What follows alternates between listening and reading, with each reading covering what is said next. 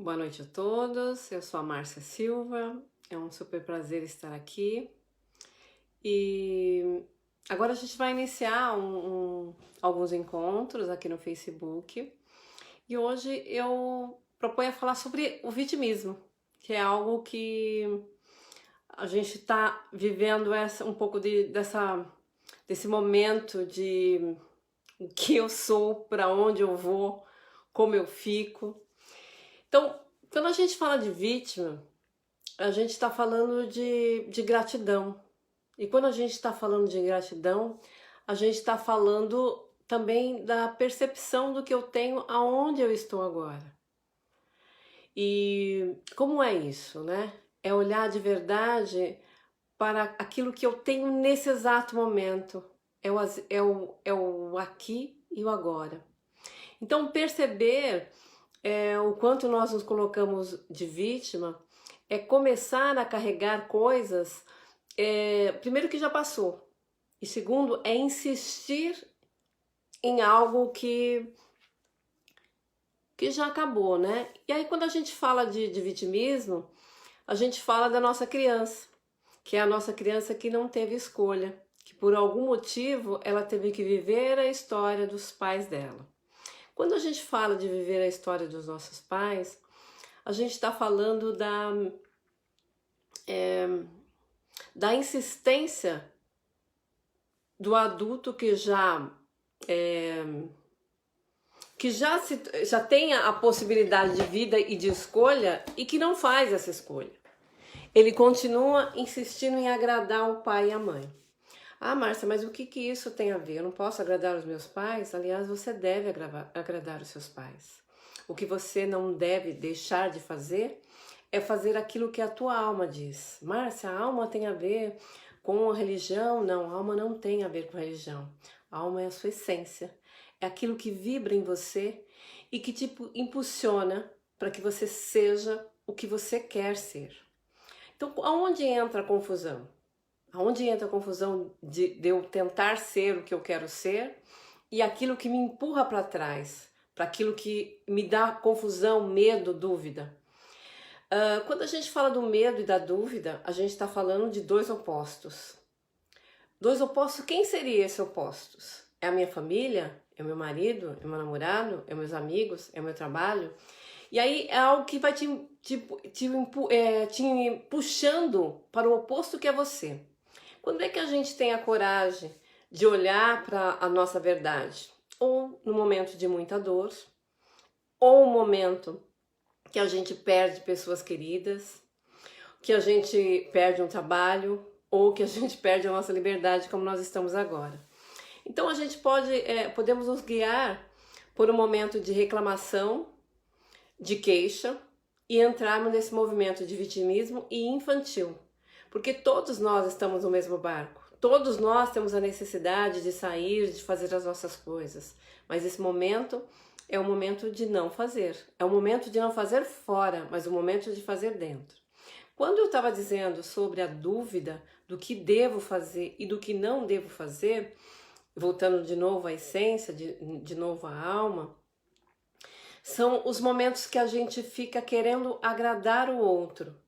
E nós não percebemos que nós somos envolvidos o tempo inteiro, somos metralhados de informações e de desejos que não são nossos. Por exemplo, a mídia faz isso muito conosco, né? Qual é o meu desejo? Qual é o carro certo? Qual é a mulher certa? Qual é o emprego certo? Como que estar no sucesso ou não, né? Tudo isso é bombardeado o tempo inteiro. E a gente se perde um pouco. Por exemplo, eu costumo dizer agora, ultimamente, que nós vivíamos um movimento de uma hipnose. Nós trabalhávamos, voltávamos para casa. Corríamos, fazíamos um monte de coisa. E nem percebíamos que nós não estávamos sendo moldados pela nossa verdade, mas por tudo isso que nos envolvia. Cadê meu ar-condicionado? Então, aí o que acontece? A gente vivia envolvido numa hipnose, num automatismo que nos impedia de criar, que é uma das coisas que é interessante do ser humano. Agora a gente está criando, que nem eu vejo algumas postagens da mãe que está inventando brincadeiras, da comida, que a gente está tentando inventar cada dia uma coisa diferente, e que nós tínhamos esquecido isso. Agora, quando a gente está isso dessas pequenas coisas que nós estamos falando. Agora, imagina quando você se esqueceu dos seus sonhos, quando você está insatisfeito, tão insatisfeito, que não consegue mais criar. Você fica no automático. Não, meu emprego não tá bom, mas você continua acordando cedo, indo para lá. Bom, é esse o momento de parar. Esse é o momento de refletir. Por exemplo, tem muitas pessoas que foram mandadas embora, tem muitas pessoas que estão de férias. E agora? E agora? Então, qual é esse instante? Primeiro que a gente vai entrar, né, num estado de raiva, de indignação, vamos querer culpar alguém ou algo, e tá tudo certo, é isso mesmo. A gente, quando nós entramos nesse modo aí de indignação, a gente cria esses movimentos emocionais e que faz parte para que a gente possa ir para o outro momento, né? Para uma evolução desse estado de revolta. Agora, que aí a gente entra de novo na história do vitimismo. Então, ou a gente entra no vitimismo, que é, ai meu Deus, o que será de mim? Ninguém me vê, só acontece comigo. Ou a gente percebe que a gente tá todo mundo no mesmo movimento, porém cada um vive e sente individualmente. E como é que eu faço agora? Você vai fazer, agora é a tua chance de olhar para você e rever os seus contratos, os seus planos, os seus projetos. Este é o momento. Nossa, Márcia, mas quanto tempo que a gente vai viver nisso? Eu não sei quanto tempo. A única coisa que eu sei é que hoje a gente pode parar para olhar os nossos sonhos. A gente pode parar para rever aquilo que funcionava antes e que não está funcionando agora.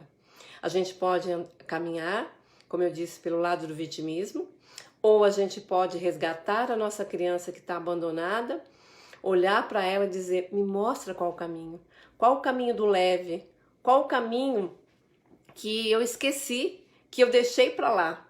Então, eu deixei, por exemplo, a gente falou ontem sobre relacionamentos. E aí existiam umas falas que diziam assim, mas eu só arrumo alguém que me trai. Aí o outro diz assim, mas as pessoas, o meu parceiro não me respeita.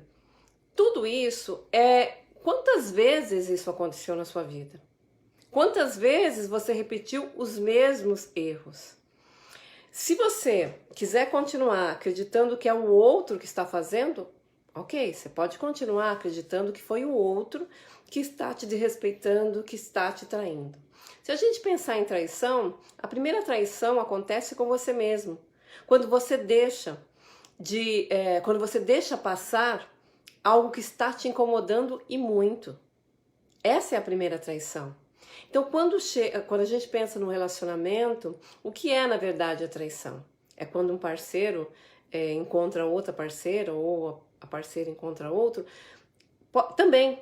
Mas a maior traição é quando você não está feliz e você fica insistindo em algo que não vai chegar a lugar nenhum.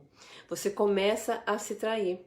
E aí inicia todo o processo, que é o processo do desrespeito, é o processo do não tesão pelo outro, é o processo de você abandonar-se, né, por exemplo, do autocuidado ou do cuidado da casa, ou de verdade entrar no processo de deprimir, de desistir de você. E aí você vai deixando, aí é a história do vitimismo novamente. Você cria um vitimismo tão grande que a única maneira de te acordar, às vezes quando a gente fala de um relacionamento, é quando o outro te trai. E aí você olha e vai ver que às vezes aquela mulher ou aquele homem nem é tão bonito quanto você. Aí você fala, caramba, mas por que ele fez isso? Ou ao contrário, é uma pessoa muito diferente do que você é. E aí você acorda também, quando você não quer ficar no vitimismo. E talvez seja esse momento que você se permite a fazer diferente. Ou diferente no sentido, se você acha que vale a pena, se você ama essa pessoa, de recriar a relação de vocês, de perceber o que o outro estava fazendo, o que o outro pode fazer, o que eu posso fazer e reconstruir essa relação. Ou então, é tomar a devida coragem de dar o ponto final e recomeçar sozinho. a gente fala do sozinho. Quando a gente fala do sozinho, no que diz respeito ao relacionamento, a gente está falando da nossa criança sozinha. Então, quando a gente fala da nossa criança sozinha, nós estamos falando de momentos onde nós ficamos doentes e o papai foi embora e não voltou mais. Nós estamos falando da nossa criança que muitas vezes ficou sozinha porque a mamãe estava trabalhando. E esses desamparos, esse sentimento de solidão, eles nos pegam justamente nesses momentos. E aí a gente fica com o nosso sentimento infantil, de falta, de carência, de medo, mais o que está acontecendo na vida, no momento atual. E aí fica tudo misturado. Será que eu estou falando de agora, do meu estado de agora? Ou será que eu estou falando dessa criança que lá atrás se sentiu assim? E isso são as repetições de coisas que a gente vai vivendo. De coisas que a gente vai vivendo e repetindo, e repetindo, e repetindo. Então, qual é o nosso compromisso com isso? O primeiro é se responsabilizar qual é a minha parte nesse negócio. Quando a gente diz, por exemplo, de relacionamento. Relacionamento de casal, por exemplo. Então, o que eu estou fazendo, em primeiro lugar, comigo? Aí a primeira história, ele não está me respeitando, eu estou me respeitando? Eu estou fazendo aquilo que eu gosto? Eu estou me vestindo, por exemplo, um exemplo básico. Eu me visto do jeito que eu gosto? Travou aí, voltou. Vamos lá. Então, voltou aí, gente? Dá um oizinho que voltou. Voltou? Tá ok? Tá. Então, quando a gente fala dos ciúmes, a gente está falando disso, né? Do tamanho da minha carência. Do tamanho, aí a gente fala, mas ciúmes é insegurança. Ok, é isso mesmo. Só que a gente está falando também dessa criança desesperada que precisa o tempo inteiro ser validada. Você me ama? Então demonstra que você me ama. E aí a pessoa cria todo um espetáculo para fortalecer esse amor. E aí vira um ciclo vicioso de ambos. Um tem que ficar o tempo inteiro mostrando que essa pessoa é especial, que ela é maravilhosa. E você, o outro, que é o ciumento, fica o tempo inteiro perseguindo para que ele demonstre. Na verdade, o ciumento, ele está causando uma situação inconsciente, provocando para que o outro o deixe. E é maluco, né? Porque como é que você agride o outro de uma tal maneira, que é a história dos ciúmes, a única coisa que você quer é que ele te abandone. Porque você está com medo de ficar sozinho. Porque você está com medo de ser abandonado. E por incrível que pareça, é isso. Esse é o movimento, né? É um sentimento que ele não quer ser abandonado e ele causa uma ação de abandono. Então, a gente falou agora do ciúme rapidamente. E a gente está falando agora do vitimismo. E aí, de novo, quem é a vítima? O ciumento, né? Ou aquele que causa os ciúmes?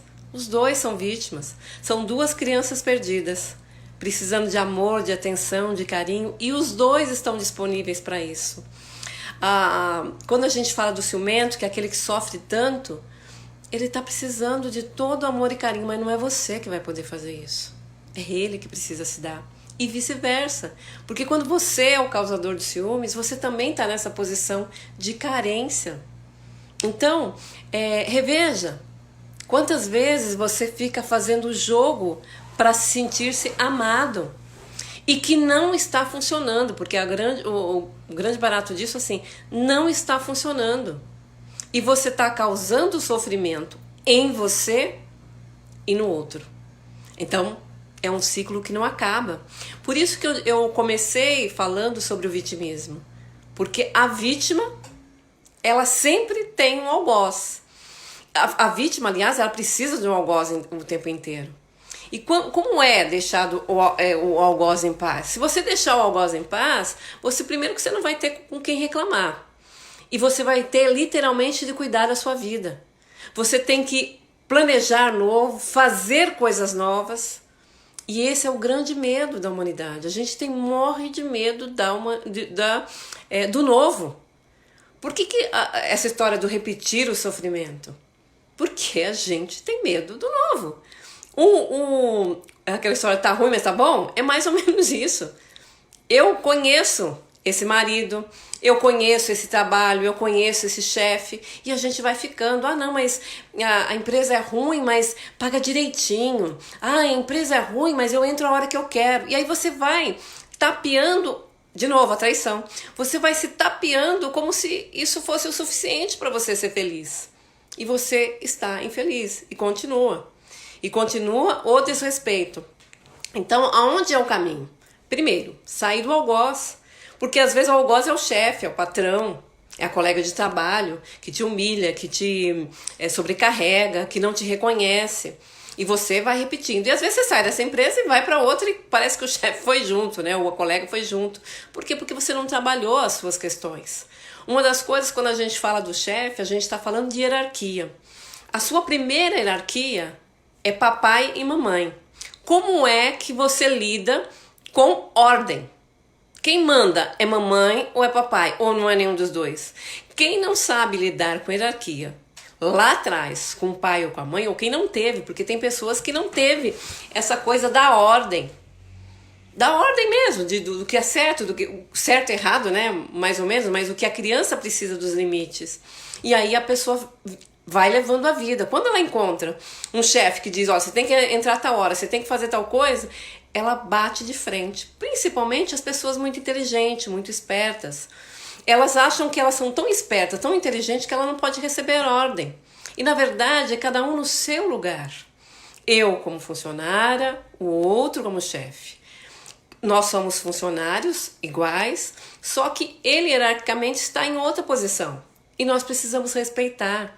E quanto menos eu respeito a minha hierarquia, mais dificuldade eu tenho de colocar o meu dom no mundo. Mais dificuldade eu tenho de distribuir aquilo que eu tenho de melhor. Porque eu não quero dar para esse chefe aquilo que eu tenho, porque ele está me explorando, porque ele não me paga, porque ele não me enxerga.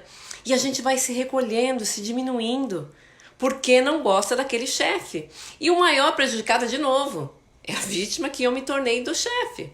Nós não tomamos atitude, nós não falamos do nosso desagrado e quando falamos não sabemos falar. Por quê? Porque lá atrás nós nos aprendemos. Quando nós somos crianças, alguns momentos, ou o pai e a mãe, quem nos criou, eles nos dão o cala-boca, que é você não pode chorar, você não pode reclamar. E hoje tem uma coisa que é bem interessante que os pais gostam de dizer assim, você tem tudo. Então se você tem tudo, por exemplo, chega no consultório, é muito comum. As pessoas chegam e falam assim, olha, eu estou em depressão, mas eu sei que eu não posso ficar deprimido porque eu tenho tudo. Mas tudo o quê?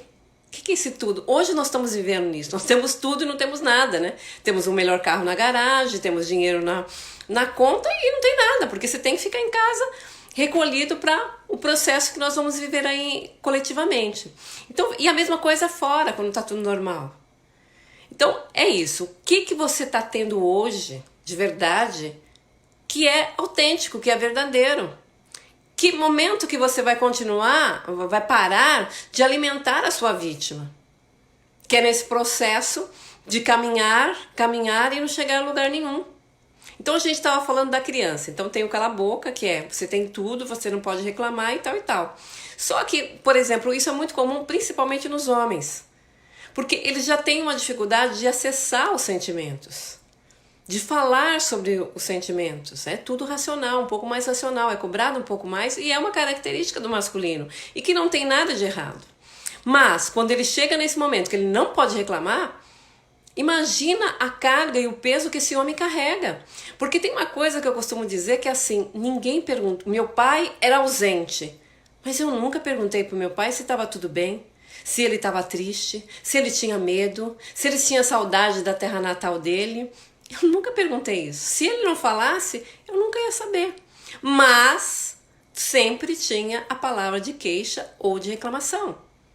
Então, os nossos homens, de modo geral, eles vivem sofrendo solitariamente. Ah, nossa, Márcia, você está falando bem dos homens e está falando mal das mulheres. Não, cada um no seu. Eu só quero frisar essa questão dos homens para que a gente possa rever também isso. Por quê? Porque quando a gente tem esse homem excluído na nossa casa, esse homem que está longe, esse homem que não tem sentimento, aparentemente, o que a gente faz com o nosso masculino? O que é o nosso masculino? Essa parte mais racional, mais inteligente, mais elaborada, que se arrisca mais, que vai mais para o mundo. O que nós, mulheres, estamos fazendo com essas partes? Se a gente diz não para os homens, porque os homens são assim, porque os homens são distantes, porque os homens são frios, como é que eu tenho lidado com essa parte masculina? Ou melhor, eu nem tenho, porque é perigoso, porque eu não reconheço em mim. E aí nós ficamos pela metade. Na verdade, é isso. E ao contrário também é verdadeiro. Quando os homens são exigidos demais essa racionalidade, eles esquecem de ver a fragilidade das coisas, a delicadeza das coisas, que são esses chefes um pouco mais arredios, um pouco mais, um tanto mais exigente, que só olha as metas. Ele foi muito bem treinado para isso. E aí deixou para trás. E então qual é a cura? É olhar um pouco para a racionalidade dos homens com respeito, e a mesma coisa é os homens integrarem esse lado mais sensível, esse lado mais delicado. Quando a gente fala de integrar o masculino, eu estou falando das duas maneiras, tanto o homem integrar o feminino, quanto a mulher integrar o masculino. Então, por quê? Porque lembra que tudo começa com mamãe e papai, então é assim, como que você aprendeu a integrar o seu masculino com mamãe.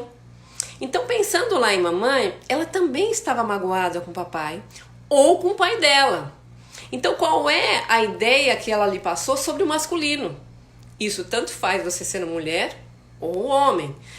Por quê? Algumas mulheres que não casaram, por exemplo, ou que têm certa dificuldade em se relacionar, está muito ligada como essa mãe te ensinou, direta ou indiretamente, como era casar e o que representava um homem.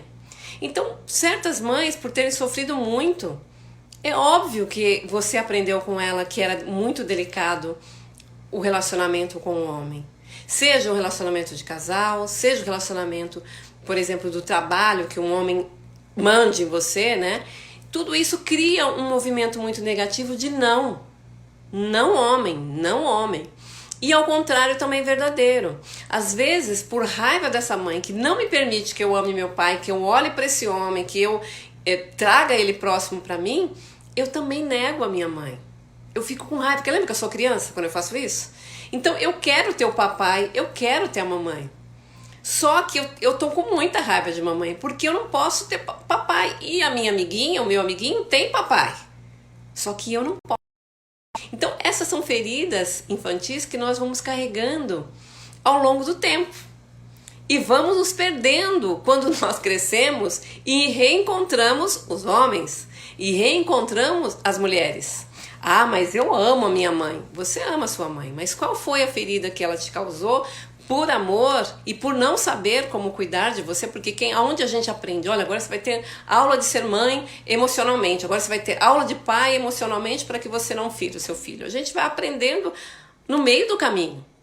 E como nós somos seres que não fomos educados para olharmos para dentro, agora que a gente tem hoje o mundo, ele está nos permitindo olhar para as nossas emoções. Antes não, era sobrevivência. Hoje a gente já tem outras formas. Hoje nós nos divertimos, nós temos essa percepção. Antes não, a gente tinha que trabalhar e sobreviver.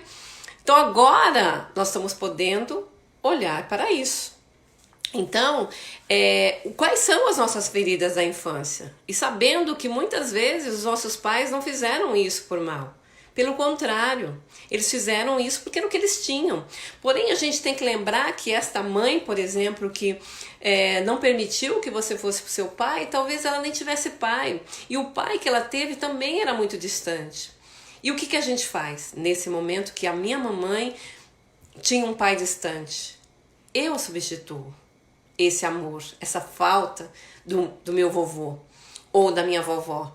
E aí ficam os lugares trocados. Então, por exemplo, um homem que fica muito no lugar do papai, do marido, da mãe, como é que ele vai se casar? Como é que ele fica inteiro no casamento? Ele não consegue.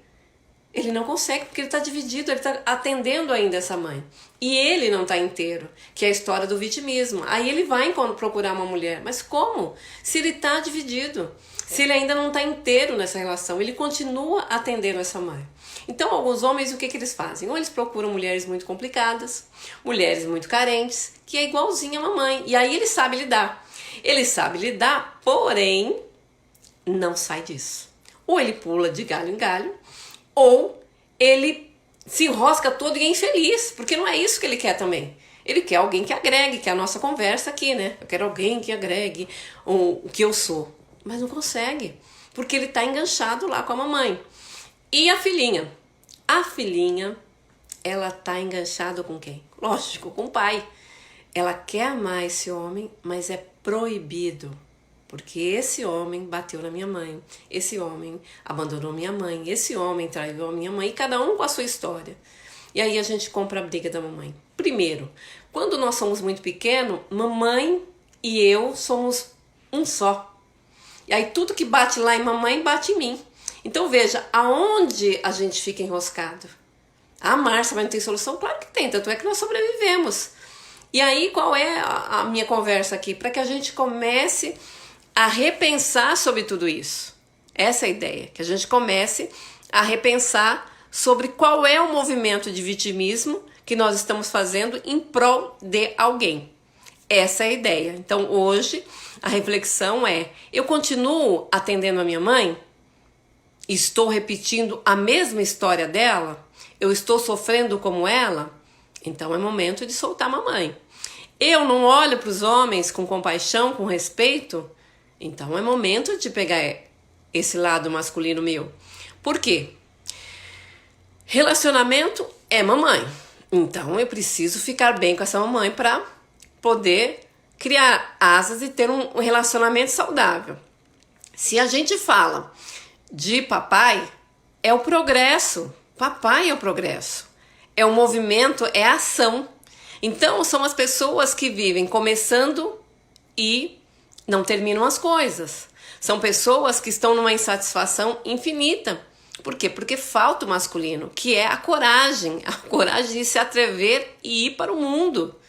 Então muitas vezes a pessoa está muito bem, só que ela mesma sente que ela vai só até um pedaço daquilo que ela quer viver, porque falta exatamente um outro pedaço.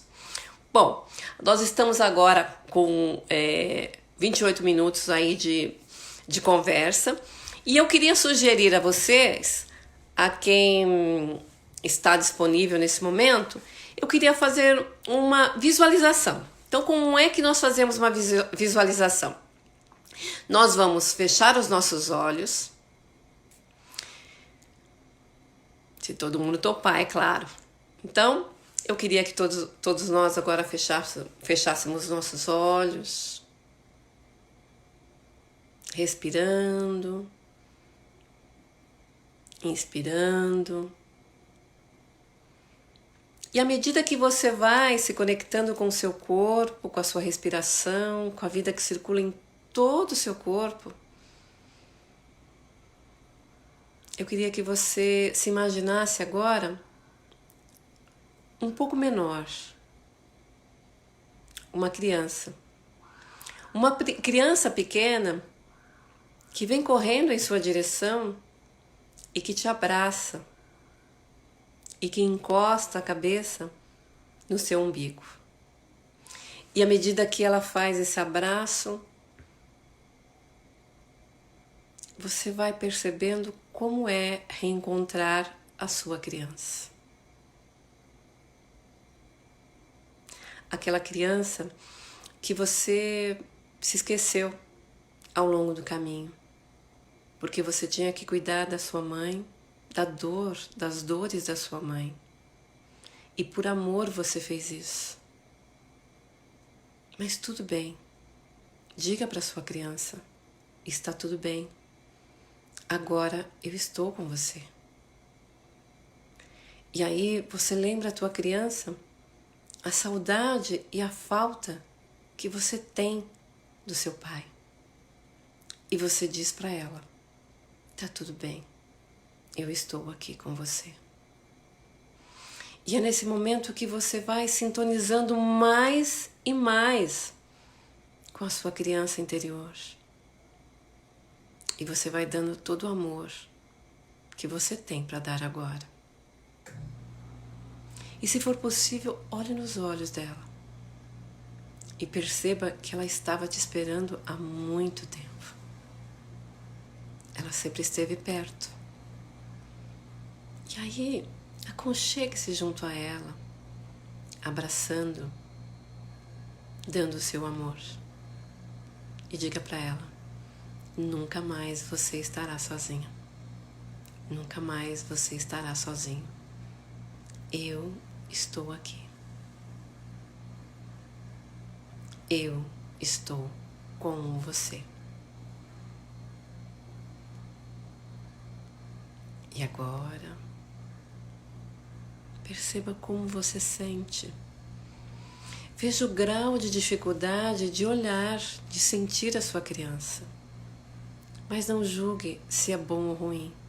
Apenas continue se conectando com a sua criança. Diga para ela: você é a pessoa mais importante para mim. Agora eu sei. Agora eu estou aqui. Eu estou aqui para você. E junto com a sua criança, você vai trazer papai e mamãe.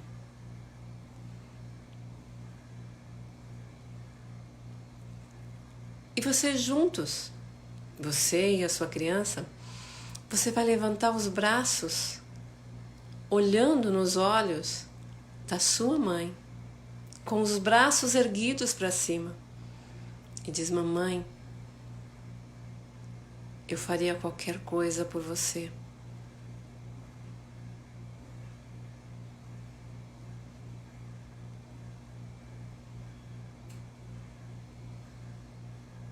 Mas eu cresci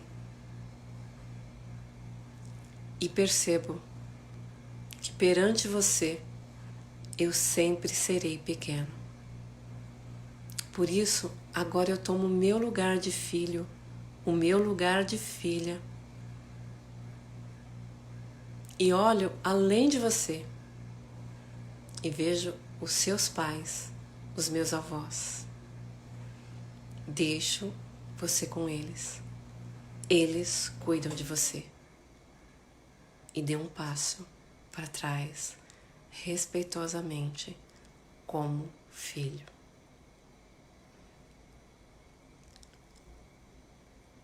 Agora, levante os braços e olhe para o seu pai. Mesmo que você não o conheça, você sabe que você teve um pai.